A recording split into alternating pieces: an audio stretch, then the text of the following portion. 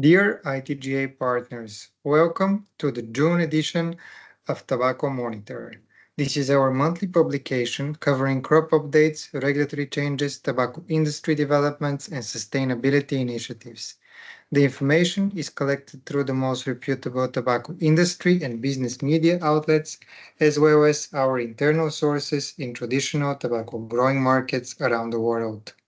In the crop update section, we cover the latest figures from the ongoing marketing season in Zimbabwe and Malawi, where tobacco volumes have surpassed initial expectations, as well as news from the US, where the National Black Farmers Association strongly opposed a proposal to eliminate the duty drawback provision for tobacco products. In addition, we track Pakistan's attempt to move away from minimum pricing to open market pricing for tobacco, and the Philippines, where tobacco trading is currently robust and expectations for the season are generally positive.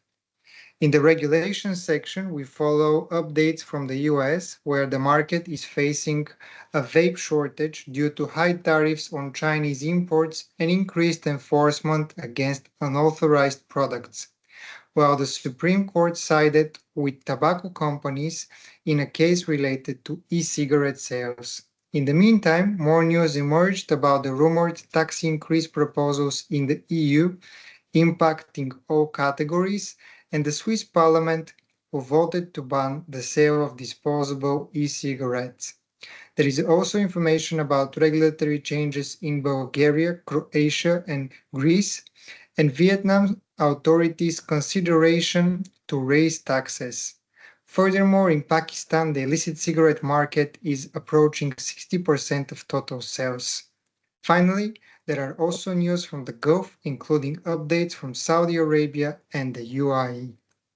In the industry section, you can see details about Philip Morris International Executive discussed the company's performance and strategic direction at a recent investor conference, the US Food and Drug Administration that has begun a formal scientific review of modified risk tobacco product applications submitted by Swedish Match USA, PMI's push to shift smokers in sub-Saharan Africa from cigarettes to smoke-free products, and the company's Philippine arm, which expects double-digit growth in 2025 for IQOS.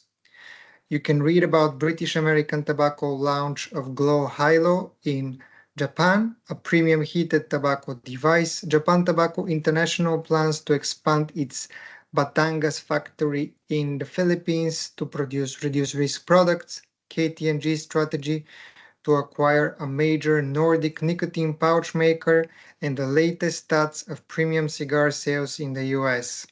Last, in our sustainability section, we share information about the latest illicit cigarette consumption findings in the EU, which reached its highest level since 2015, and the Pakistani federal government plans to impose a levy on tobacco products to help fund the operational costs of a proposed university, PMI's investments in Ukraine, and BAT strengthening its focus on South Korea as a key innovation hub for smokeless products.